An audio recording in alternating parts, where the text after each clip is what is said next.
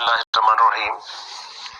Starting with the great name of Allah Almighty, who is the most kind, the most merciful, the most beneficent. My dear students of PS English third semester, we continue our previous topic of report writing. Now look at page 319 of the learner's communication skills. I have already given a glimpse of this page in the previous lecture. Now let's discuss this short report. इसमें आप देखें short report में left hand corner पे सबसे पहले to लिखा हुआ है, यानी जिसको आप लिख रहे हैं ये रिपोर्ट ये है टू ऑल डिपार्टमेंट्स, सारे डिपार्टमेंट्स को जा रही है। तो वो पर्टिकुलर पर्सन भी हो सकता है, डिपार्टमेंट भी हो सकता है। उससे नीचे फ्रॉम के इसका इस रिपोर्ट का लिखने वाला कौन है, तो ये चार है आबिद राय, उसकी ये लिखी हुई रिपोर्ट है।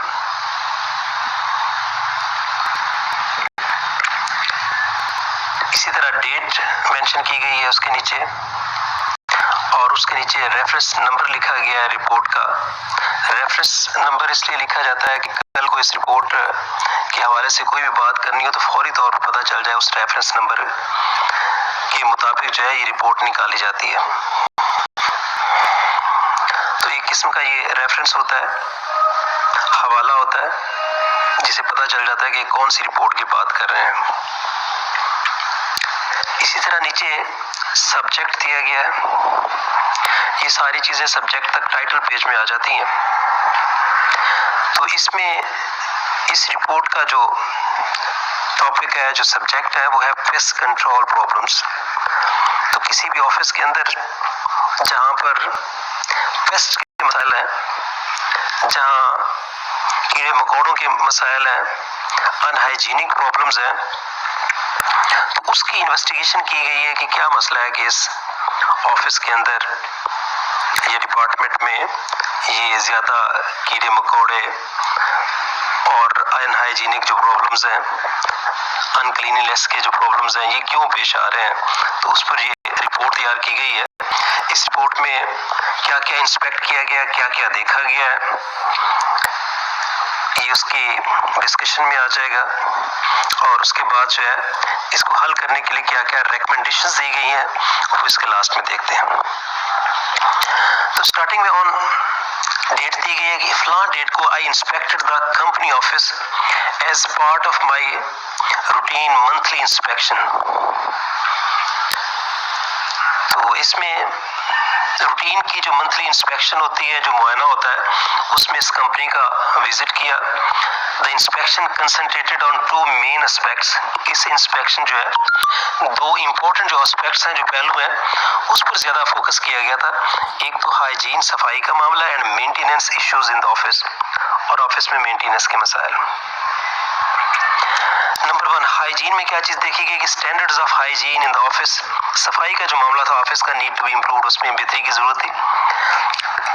Cleanliness and pest control are becoming difficult issues because इसमें सफाई और जो कीड़े मकोड़ों को कंट्रोल करने का मामला था वो काफ़ी डिफिकल्ट था। उसकी वजूहात क्या थी। Number one, despite the fact that employees are allowed to carry out beverage to their desk. इस हकीकत के बावजूद कि एम्प्लॉइज को इजाज़त थी कि वो पीने की अशिया जो है वो डेस्कों तक अपने ला सकते थे। We constantly find food particles in the carpeted area. लेकिन उसके साथ साथ क्या देखा गया कि कुछ खाने के ज़र्रात जो हैं वो भी जहाँ कारपेट बिछा हुआ है वहाँ पर पाए गए। This attracts a lot of paste. तो ये चीज़ जो है, जो खाने के ज़र्रात हैं, ये पेस्ट को अपनी तरफ अट्रैक्ट करते हैं, कीड़े मकोड़े उसकी तरफ आते हैं। इसी तरह food left over after team get together is frequently stored in the fridge and left there for days. Mean जो गेट टुगेदर होता है टीम का वहाँ पे और मिलके वो कुछ खाते पीते हैं, तो वो भी फ्रिक्वेंटली जो है फ्रिज के अंदर स्टोर कर देते हैं और कई दिन फ्रिज के अंदर पड़ा रहता है खाना। इसी तरह used coffee mugs and glasses left on desks and spoiled sugar near the coffee machine attract ants. इसमें इस्तेमाल शुदा कॉफी के मग और गिलास जो है वो डेस्कों पर पड़े रहते हैं और शुगर की ज़रात जो गिरी जाती है शुगर वो कॉफ़ी मशीन के करीब, इससे भी चींटियाँ ख़ास तौर पे जो है वो उसकी तरफ अट्रैक्ट होती हैं। अब मेंटेनेंस इश्यूज जो है उसमें बताता है कि little involvement on the part of employees can go a long way in helping reduce waste. थोड़े से अगर एम्प्लॉइज जो है वो कोशिश करें तो काफ़ी हद तक जो है ये जो वेस्ट है, जो ज़ाया शुदा चीज़ें हैं, इन पर काबू पाया जा सकता है, इनको ख़त्म किया जा सकता है वेस्टेज को। Number 1, lights are not switched off as employees leave the office for the day. एक तो जो लाइट्स हैं वो एम्प्लॉइज जो है वो स्विच ऑफ नहीं करते उनका, जैसे ही वो ऑफिस से निकलते हैं तो लाइट्स जली रहती हैं। जेपी कंपनी की तरफ से जो है ये लॉस है। The printer is often overloaded because of multiple page printouts. Printer से इतने ज्यादा प्रिंट आउट निकालते हैं कि अक्सर ओवरलोडेड रहता है।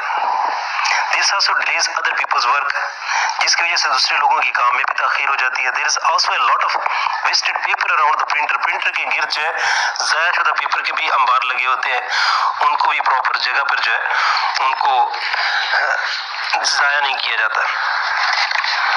तो अब इस सारे इशू को हल करने के लिए जो रिकमेंडेशंस हैं वो इसमें रिपोर्ट के अंदर लाजमी एक पार्ट होता है, इंपॉर्टेंट पार्ट होता है रिपोर्ट का, कि ये सारा कुछ ऑब्जर्व करने के बाद इसके लिए, इस मामले को हल करने के लिए क्या क्या तजावीज़ है। Number 1, employees are requested to avoid carrying food to their desk. Employees से रिक्वेस्ट की जाती है कि अपने डेस्कों तक फूड ना लेकर जाएं। Used coffee mugs and glasses should be return to the pantry at the end of the day. तो यूज जो कॉफी मग्स हैं, जो गिलास हैं, वो दिन के इख्तिताम पर वापस उसको रख दिया जाए जहाँ से लिए गए हैं। Food stored in the fridge should be consumed in a day. Fridge के अंदर रखा हुआ खाना जो है उस दिन के में ही इस्तेमाल कर लिया जाए। And the maintenance team should be informed if coffee sugar is spilled. और जो मेंटेनेंस टीम वहाँ पे रखी गई है, बनाई हुई है, वो मुतले करे कि कोई शुगर वगैरह या कॉफ़ी जो है वहाँ पे गिरी तो नहीं है।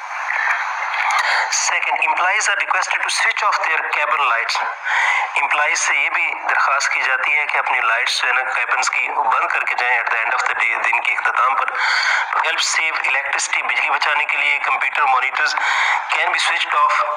कंप्यूटर मॉनिटर्स भी स्विच ऑफ कर दिए जाएं व्हेन नॉट इन यूज, जब उनका इस्तेमाल ना हो। Employees should not print more than 30 pages at a time. एक वक्त में एम्प्लॉइज जो है 30 पेजेस से ज़्यादा ना प्रिंट आउट करें यूजिंग द कॉमन प्रिंटर, आम प्रिंटर इस्तेमाल करके। Further everyone is requested to take 2-sided print outs if possible. दूसरा ये है कि प्रिंट आउट जिसने करना भी है तो दोनों तरफ करें ताकि पेज जो है वो ज़ाया ना हो।